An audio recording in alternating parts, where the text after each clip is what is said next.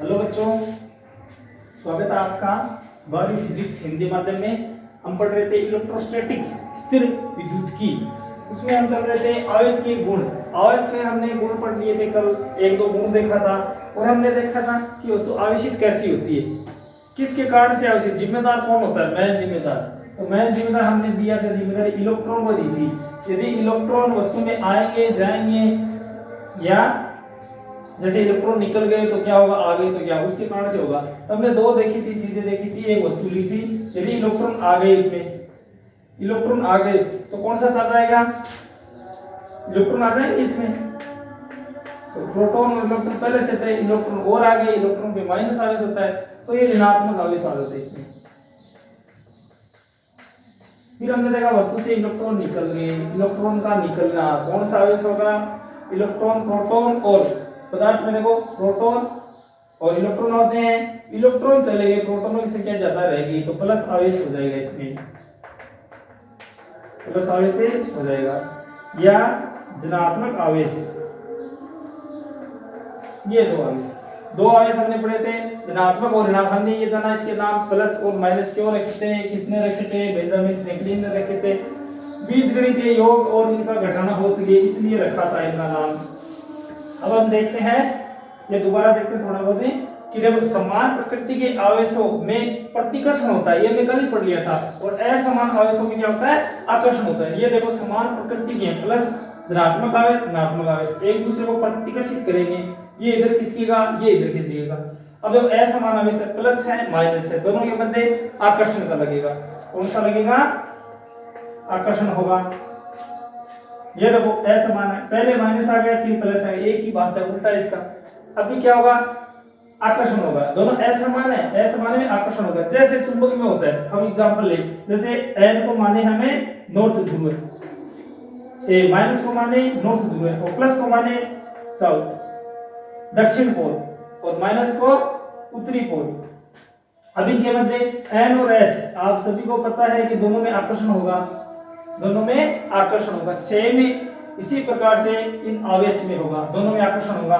ये कौन सा है, उत्तरी ध्रुव है और दक्षिण ध्रुव है, आकर्षण होगा। इधर देखो ये ध्रुव हमने बना दिया है, ये साउथ लिया है प्लस का, और ये भी साउथ। चुंबक का एक ही ध्रुव हमने बनाया है, ये साउथ और ये साउथ, दक्षिणी पोल दक्षिणी पोल। क्या करेंगे, प्रतिकर्षण करेंगे, ये इधर जाएगा, ये चुंबक नहीं चिपकेगी नहीं, अलग अलग रहेगी। पास में लेके आएंगे, छोड़ेंगे, लेके आएंगे तब तो रहेगा भाई, ये बल के कारण से छोड़ दे दूर चले जाए, छोड़ते ही दूर चले जाए। किसके कारण हुआ है, प्रतिकर्षण के कारण, दोनों के मध्य प्रतिकर्षण लग रहा है। अब देखते हैं एक चीज, उदासीन क्या होता है, उदासीनीकरण बोले या तो, या उदासीन क्या होता है।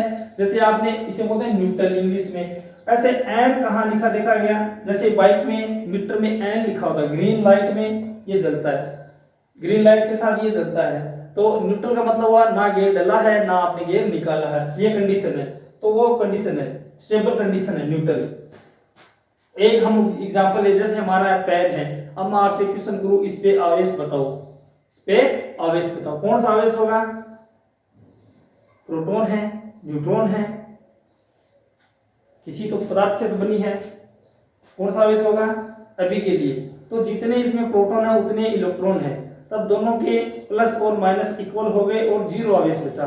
जीरो आवेश को हम बोलते हैं उदासीनीकरण। इस पे कोई भी आवेश नहीं है, यह वस्तु है चार्जेबल है, चार्ज इसमें बिल्कुल भी नहीं है, तब उदासीन हो गया।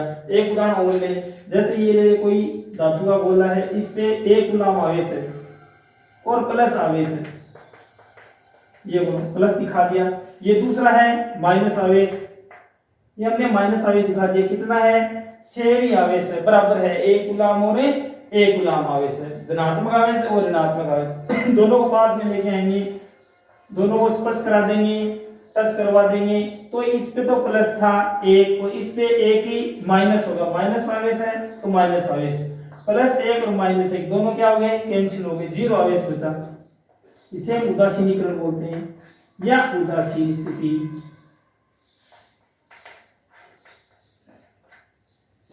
जैसे हमने वो एग्जांपल लिया ना Na सोडियम और क्लोराइड का, तो Na तो प्लस आवेश है क्लोरीन पे, माइनस आवेश, दोनों को पास में ले जाएंगे, रासायनिक अभिक्रिया होगी, तब क्या बनेगा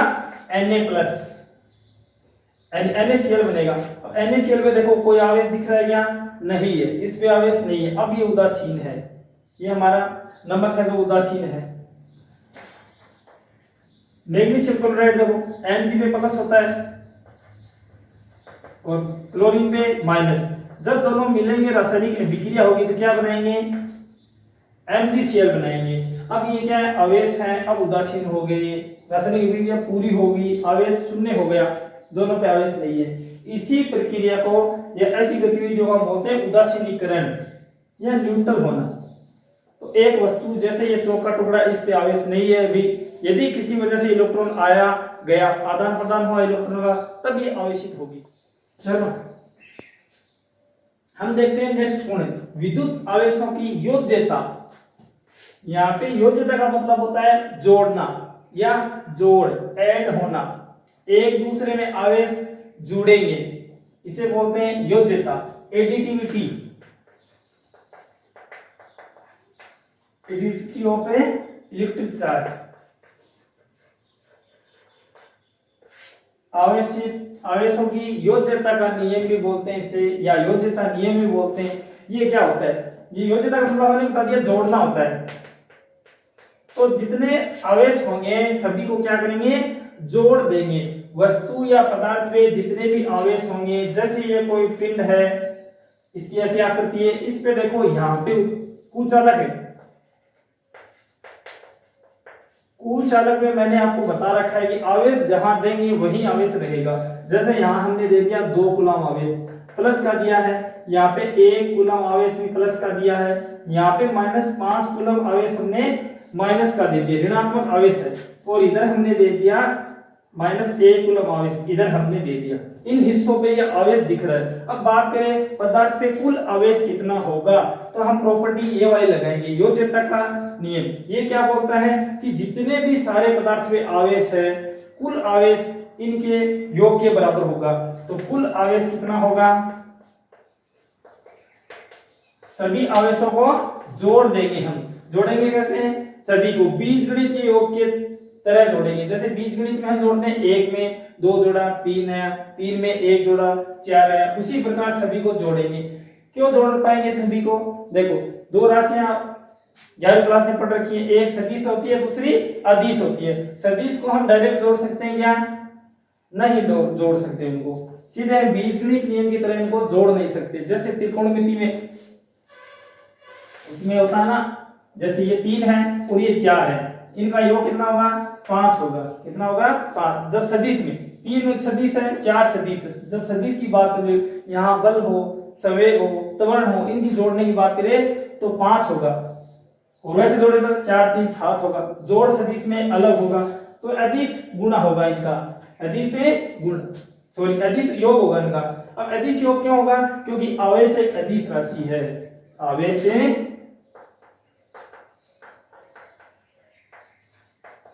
तभी सभी को जोड़ पाएंगे। अदिश राशि होती है, क्यों होती है? क्योंकि इनमें कोई निश्चित दिशा नहीं होती। हम ये नहीं बताएंगे कोई बिंदु है उस पे 1 कूलम आवेश है, और जैसे उत्तर की ओर नहीं बोलेंगे, दक्षिणी की ओर नहीं बोलेंगे, ना इधर बोलेंगे ना उधर बोलेंगे, इस पे है 1 कूलम आवेश है, चार्ज है, ना इसकी दिशा बतानी होती है, इसलिए अदिश राशि होती है।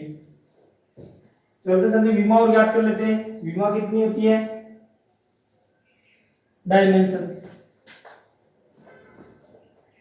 तो हम एक फॉर्मूला पढ़ते हैं, धारा बराबर होता है कुल आवेश बटा आवेश में प्रवाह में लगा समय। तो आवेश को हम Q से लिखते हैं, समय को T से, और धारा को I से लिखते हैं, I।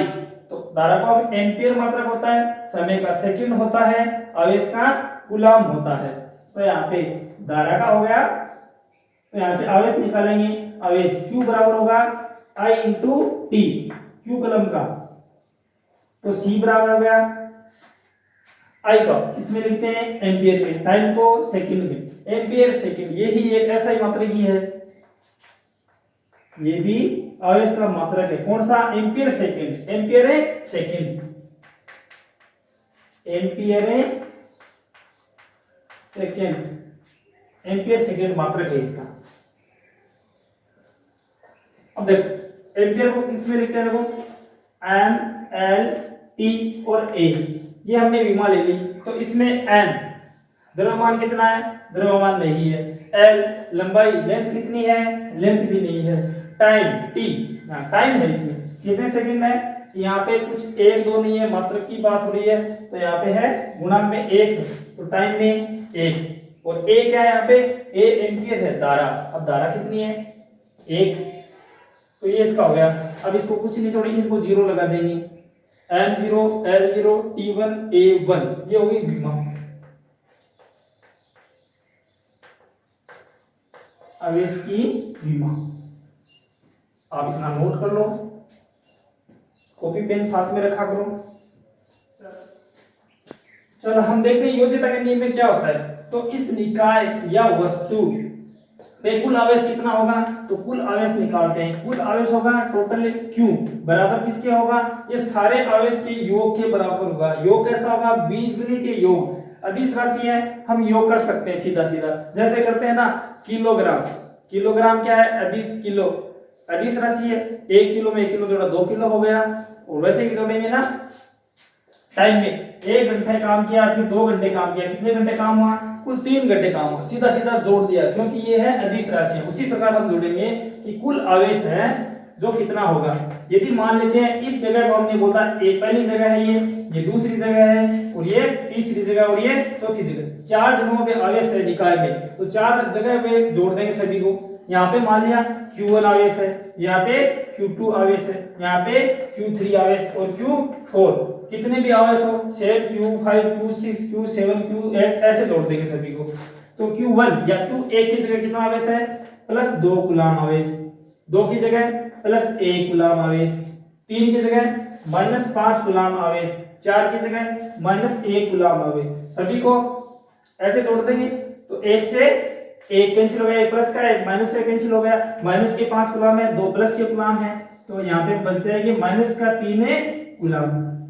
माइनस घटा जिनको मान जाता होता है वो संख्या माइनस निशान आ गया, माइनस 3 कूलाम कुल आवेश हो गया। तो निकाय पे कुल आवेश कितना होगा, माइनस 3 कूलाम। तो वस्तु कौन सी है भाई, धनावेश है ऋणावेश है, वस्तु या निकाय हमारी होगी ऋणावेशित होगी, माइनस 3 कूलाम कुल आवेश है। यही योज्यता का नियम कहलाता है। सभी आवेशों को, कोई छड़ की बात करें, लंबी छड़ है, जैसे ये लंबी चौक है कोई, इसमें आवेश जगह जगह अलग है, तो कुल आवेश कितना होगा, योज्यता का नियम लगा देंगे। क्या है नियम, Q बराबर Q1 plus Q2 plus Q3 plus Q4, अगर जितने आवेश होंगे सारों को बीजगणितीय योग की तरह में जोड़ देंगे। एक बार परिभाषा को देखते हैं, किसी निकाय पर कुल आवेश उसमें उपस्थित सभी आवेशों के बीजगणितीय योग के बराबर होगा। ये परिभाषा। चलो बच्चों, आवेश के गुण में चौथा गुण पढ़ते हैं, विद्युत आवेश की निश्चितता। निश्चितता इनवेरिएंस का नियम, ये नियम क्या कहता है, हम ये बात जानते हैं कि हम अनुभव करते हैं, एक वस्तु को यहाँ उठा के हम यहाँ रखेंगे या उसे धक्का देके लेके जाएंगे तो उसके द्रव्यमान में कोई परिवर्तन नहीं होगा। अपेक्षकता का सिद्धांत दिया था, उसमें उन्होंने बाकायदा बताया है कि यदि कोई द्रव्यमान है, कोई पिंड है, उसे इतना वेग, प्रकाश वेग से ज्यादा या उसके लगभग करीब वेग दे दिया जाए तो उसके द्रव्यमान में परिवर्तन होता है। ऐसे कंडीशन टाइम के साथ होता है। क्या वेग देने से टाइम बदलता है, बदलता है। लंबाई बदलती है क्या, लंबाई भी बदलती है वेग के साथ। ये वेग है, ये इतनी लंबाई के छड़ को हम फेंकेंगे ना, तो जैसे जैसे वेग ज्यादा होगा लंबाई में परिवर्तन हमें दिखेगा, लंबाई छोटी दिखेगी, ये छोटी होती जाएगी आगे आगे, बिल्कुल भी नहीं दिखेगी, फिर तो एक बिंदु दिखेगा, बिंदु के बाद हमें ये अदृश्य हो जाएगी। तो ऐसे होता है, इसलिए हम नियम पढ़ रहे हैं। क्या आवेश के साथ भी ऐसा होता है क्या, तो ऐसा नहीं होता है आवेश के साथ। ऐसा केवल द्रव्यमान, ये समय, लंबाई, इनके साथ होता है ऐसे। तो आवेश है क्या, जैसे आवेश मान लिया हमने Q, पहले है विराम अवस्था में, ये विराम की अवस्था है। दूसरी हमने ले ली कि ये कोई गतिशील है, वेग दे दिया, गतिशील अवस्था।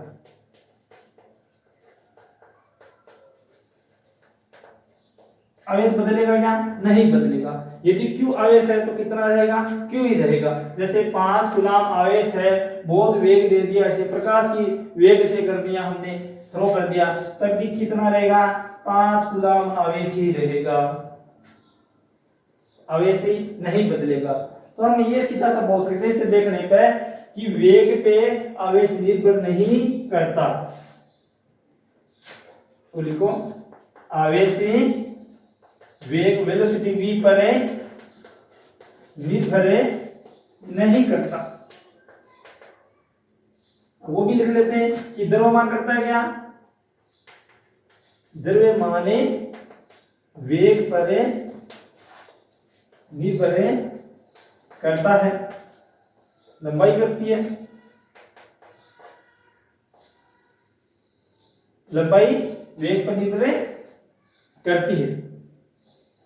नोट कर लो, ये हमारा निश्चितता का इनवेरियंस का नियम है। आवेश 5 कूलम है तो 5 कूलम, कितना भी वेग दे दिया जाए 5 कूलम ही। जैसे हम साइक्लोट्रॉन में पढ़ते हैं, ये डिस्क होती है, 2 डिस्क, इलेक्ट्रॉन को हमें इसके अंदर पहुंचाते हैं, पहले तो बीच में इलेक्ट्रॉन को, इलेक्ट्रॉन यहाँ गया, इसे फिर थोड़ा वेग देते हैं, वेग में वृद्धि करें त्वरित गति होती है और वेग इतना ज्यादा हो जाता है, ये यहाँ त्वरण ज्यादा हो जाता है, उसके कारण से वेग ज्यादा हो गया और फिर इसको हमें बाहर किसी ऑब्जेक्ट या हमें काम करना हो वहां पे थ्रो करते हैं, वहां पहुंचाते हैं इलेक्ट्रॉन को, तो इसका त्वरित गति कारण से वेग बहुत ज्यादा हो गया। अब देखो ये इलेक्ट्रॉन हमने अंदर पहुंचाया, फिर साइक्लोट्रॉन में गति हुई, त्वरण बढ़ा, फिर इलेक्ट्रॉन बाहर निकला बहुत ज्यादा वेग के साथ, तो वेग ज्यादा हुआ। अब बताओ आवेश कितना रहेगा, इलेक्ट्रॉन पे आवेश कितना है, 1.6 गुना 10 की पावर माइनस 19 कूलम। साइक्लोट्रॉन में घूम के बाहर आने के बाद भी वेग रहेगा 1.6 गुना 10 की पावर माइनस 19 कूलम। यही इनवेरियंस का नियम है, वेग पे आवेश निर्भर नहीं करता, वेग चाहे जितना बढ़ा दो आवेश वही रहेगा। चलो आवेश के गुण में हम पढ़ते हैं, फिर आगे का 5 नंबर कर रहा है विद्युत आवेश का संरक्षण, conservation of a electric charge.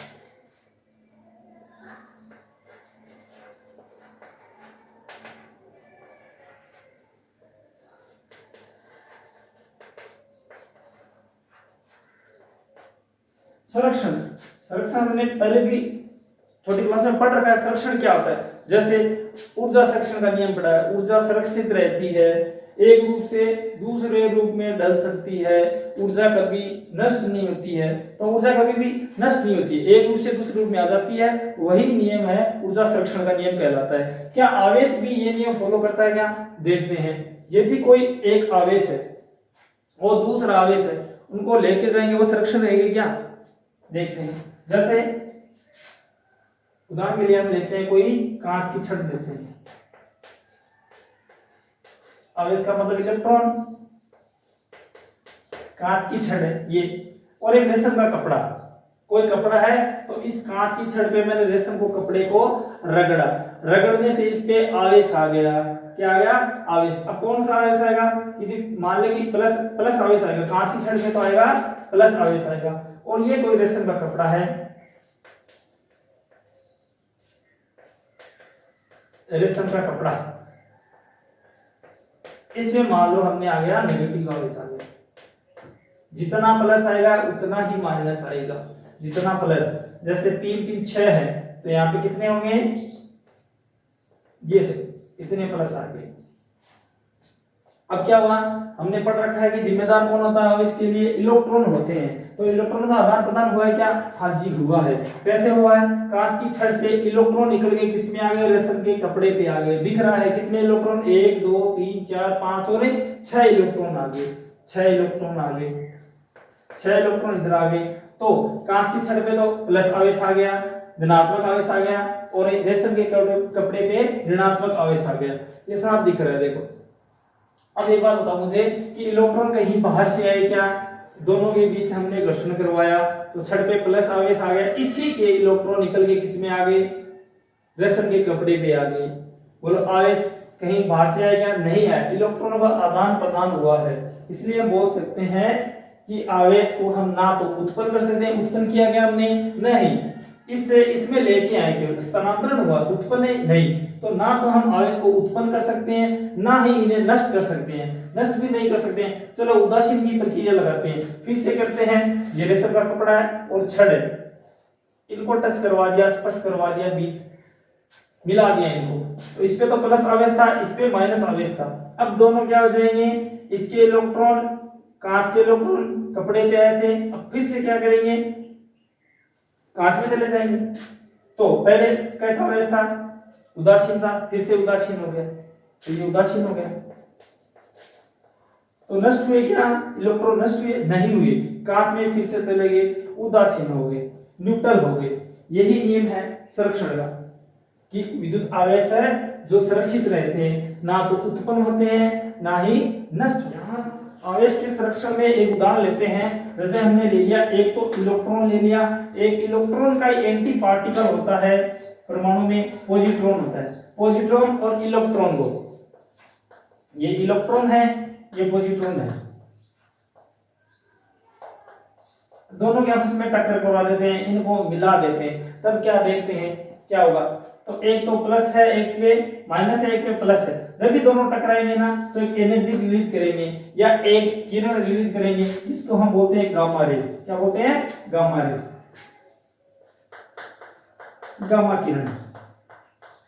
अब ये निकलेगी, गामा किरणें निकलेगी, ये विद्युत चुम्बकीय विकिरण है। तो गामा किरणें में ये ऊर्जा बहुत होती है, तो कितनी ऊर्जा होगी, 1.02 मेगा इलेक्ट्रिक वोल्ट, कितनी ऊर्जा रिलीज करेगा इलेक्ट्रॉन और पॉजिट्रॉन, ये गामा किरण उत्सर्जित करेगा। अब देखो इलेक्ट्रॉन में कौन सा आवेश है, प्लस माइनस आवेश है, पॉजिट्रॉन में प्लस आवेश है। आवेश कुल कितना हुआ,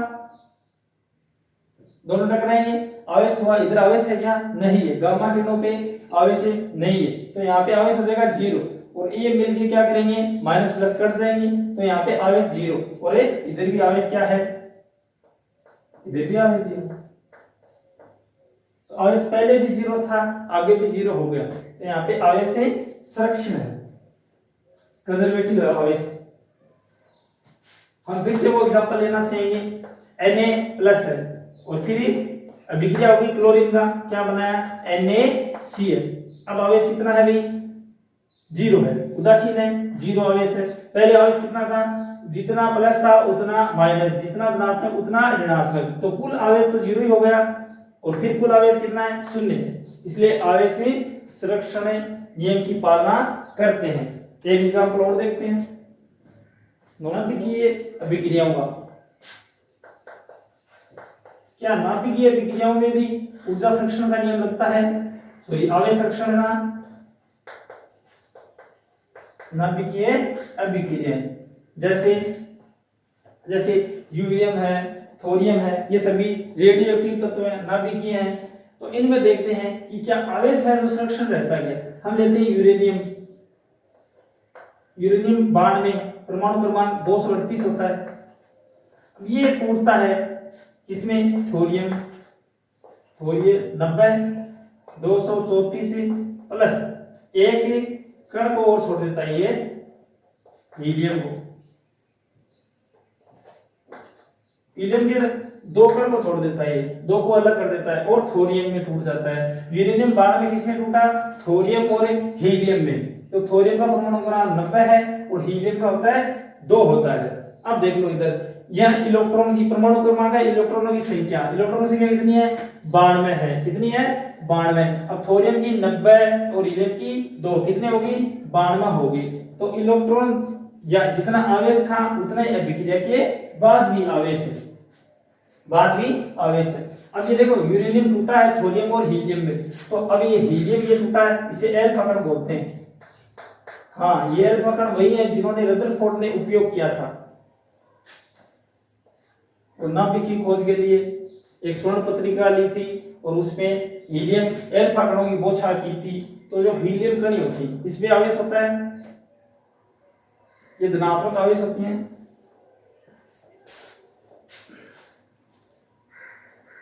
तो पहले भी आवेश, पहले बाण में, उसके बाद ही बाण में आवेश ना तो उत्पन्न हुआ ना नष्ट हुआ। देखो बाण में फिर मिल गए, बाण में ही हो गया, नष्ट नहीं हुआ। तो आवेश को हम उत्पन्न नहीं कर सकते, आवेश को उत्पन्न नहीं कर सकते, आवेश को ट्रांसफर कर सकते, आवेश को ट्रांसफर कर सकते हैं एक जगह से दूसरी जगह, आवेश को स्थानांतरण कर सकते हैं। किसके माध्यम से? इलेक्ट्रॉन के माध्यम से। इलेक्ट्रॉनों का स्थानांतरण होगा तो वस्तु आवेशित हो गई। एक एग्जांपल और देखते हैं, जैसे यहाँ पे 2 कूलम है आवेश और इसमें हमने 1 कूलम आवेश जोड़ दिया, तो अब कितना कूलम आवेश हो जाएगा? योज्यता का नियम लगाते हैं, Q बराबर Q1 प्लस Q2, 2 और 1 की 3 कूलम आवेश हो जाएगी। अब देखो यहाँ पहले अभिक्रिया समीकरण पूरी हो गई, यहाँ पे कितने कूलम आवेश है? 2 और 1 की 3 कूलम आवेश है और इधर भी 3 कूलम आवेश है। तो विद्युत आवेश में संरक्षण नियम की पालना करते हैं। हमने सारे उदाहरण देखे, ये उदाहरण आप अपनी रफ या फिर नोट्स में नोट कर लो। चलो प्यारे बच्चों, नेक्स्ट प्रॉपर्टी देखते हैं, प्रॉपर्टी नंबर 6। यहाँ विद्युत आवेश का क्वांटीकरण, क्वांटाइजेशन ऑफ इलेक्ट्रिक चार्ज। क्या क्वांटीकरण या क्वांटा आवेश में संभव है क्या? देखते हैं, क्या ये और किसी में होता है? हाँ होता है, प्रकाश में होता है। प्रकाश में ये होता है कि प्रकाश किस रूप में आता है? पहले तो ये थ्योरी थी कि किरणों के रूप में आता है, फिर प्रकाश की डबल थ्योरी हमने देखी यंग डीसिलिट के मॉडल के बाद कि प्रकाश एक किरण के रूप में भी आता है, एक ही मेटल के रूप में, एक पार्टिकल के रूप में भी आता है, जैसे बुलेट आती है उसी प्रकार प्रकाश आता है। और ये हमने जाना कि प्रकाश एक ही पैकेट के रूप में आता है, क्वांटा के रूप में आता है। तो प्रकाश एक क्वांटीकरण राशि है, एक पैकेट के रूप में आते हैं। उन पैकेटों को नाम क्या दिया? उनका नाम दिया फोटोन।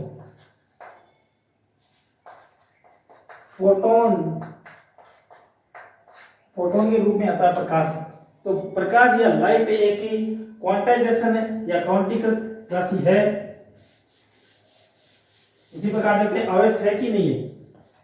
देखो क्वांटाइजेशन का मतलब ये होता है कि किसी निश्चित मात्रा में किसी वस्तु का आदान प्रदान हो, टुकड़ों में ना हो, एक पूर्ण जगह। जैसे फोटोन, 1 फोटोन, 2 फोटोन, 3 फोटोन, ऐसे फोटोन मिलकर लाइट का निर्माण करते हैं। उसी प्रकार से क्या आवेश भी ऐसे ट्रांसफर होता है? क्या आवेश का भी आवेशित वस्तु होती है या डायरेक्ट आवेश आता है? किस प्रकार आवेश आता है? या सीधा आवेश आ गया, या एकदम से आवेशित हो गई, या धीरे धीरे आवेश होती है, या किस रूप में होती है? ये क्वांटाइजेशन है। देखो जैसे हम लेके आते हैं, 1 पेन लेके आए, फिर 2 पेन लेके, एक पूरा पेन लेके आते, तभी हम बोलते हैं 1 पेन, 2 पेन, 3 पेन। तो हमारे ऐसे 12 पेन हो गए। कितने पेन हो गए? तो हम बोलेंगे 1 दर्जन पेन हो गए, 1 दर्जन। अभी 1 दर्जन कैसे बने? एक पेन से बने, एक पेन से बने 1, उसके बाद 2, उसके बाद 3, उसी प्रकार वस्तु आवेशित होती है। जैसे टोटल क्यू आवेश है, वो कैसे होगा? n और इलेक्ट्रॉन के पूर्ण गुणज के रूप में होगा। तो यहाँ पे n प्लस और माइनस, धनात्मक आवेश और ऋणात्मक आवेश दोनों को हम लेंगे। आवेश कौन सा हो सकता है? धनात्मक भी हो सकता है और ऋणात्मक भी हो सकता है। यहाँ पे E क्या है? इलेक्ट्रॉन है। E क्या है? इलेक्ट्रॉन पे आवेश है। इलेक्ट्रॉन पे आवेश कितना होता है? 1.6 गुना 10 की पावर माइनस 19 कूलम। तो 1 इलेक्ट्रॉन भी है। यहाँ पे n क्या? n यहाँ पे प्राकृतिक संख्या है, प्राकृत संख्या, नेचुरल नंबर जो होते हैं 1, 2, 3 सब n तक होते हैं। n है यहाँ पे प्लस और माइनस, धनात्मक और ऋणात्मक। तो आवेश इस प्रकार आते हैं। यदि धनात्मक आवेश आया तो n एक प्राकृतिक संख्या होगी और उससे गुणा होगा इलेक्ट्रॉन का आवेश 1.6 गुना 10 की पावर माइनस 19।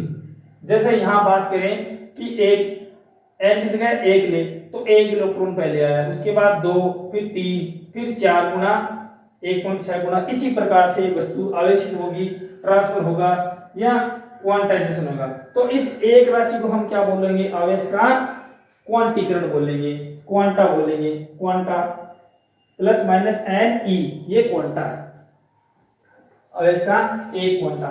यदि एक आया तब एक क्वांटा, 2 आए तो ये दूसरा क्वांटा हो गया। इसी प्रकार से आवेशित होगी और यही संभव है। जैसे मैं बोलूं प्लस माइनस या प्लस आवेश है 5 एन की जगह 5, ये एन है क्या? प्राकृत संख्या तो है, लेकिन इलेक्ट्रॉनों की संख्या है,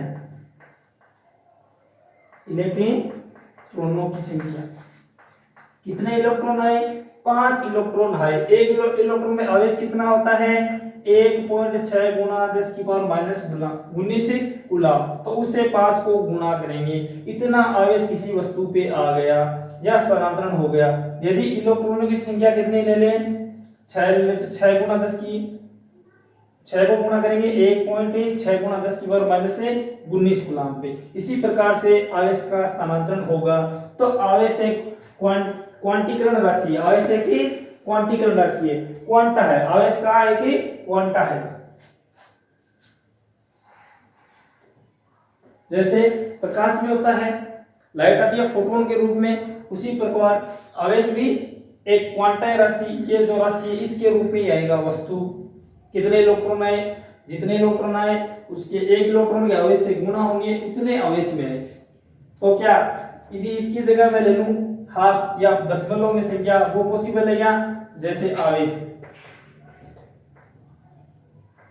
प्लस आवेश है, ये ऋणात्मक आवेश है, 1/2 इलेक्ट्रॉन, ये ऐसे संभव नहीं है। जैसे 2.5 0.5 इलेक्ट्रॉन, ऐसे संभव अभी नहीं है।